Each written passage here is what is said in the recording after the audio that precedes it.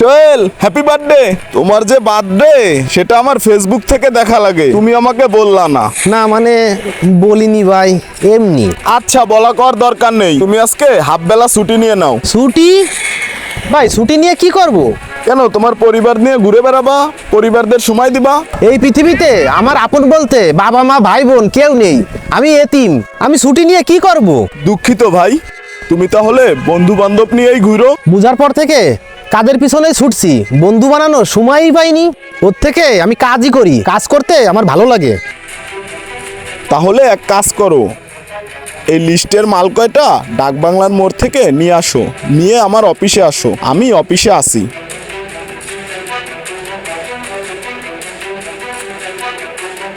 ভাই এই যে নিয়ে আইছি। আচ্ছা ঠিক আছে, তাহলে এইগুলা ওইখানে রাখো। ওইগুলা রেখে বক্সটা এখানে আনো তো।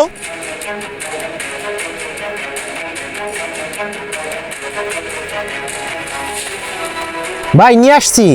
চেক করে দেখো। ভাই এর ভিতরে একটা কেক, এটাতে আমার নাম লেখা। এটা কি আমারই?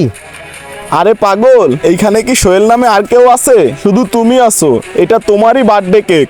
সত্যি ভাই? হ্যাঁ সত্যি। Happy birthday Sohel.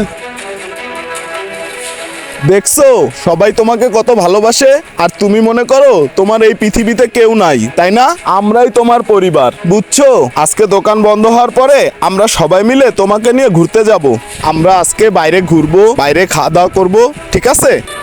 সত্যি বলতে কি ভাই, বাবা মা মরে যাওয়ার পরে আমার এরকম খুশির দিন কোনোদিনই আসেনি।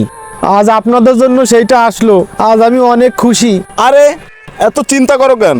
আজকের থেকে আমরা সবাই তোমার পরিবার। আর এই নাও নতুন কাপড়, এটা পরে চলে আসবা, আমরা অনেক মজা করব।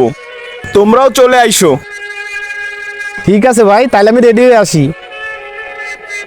আমাদের কর্মস্থল ও আশেপাশে এমন অনেক মানুষ আছে যাদের এই পৃথিবীতে আপন বলতে কেউ নেই। তাই আসুন আমরা সকলে এদের পাশে এসে দাঁড়াই এবং এদের আপন মানুষ হয়ে উঠি।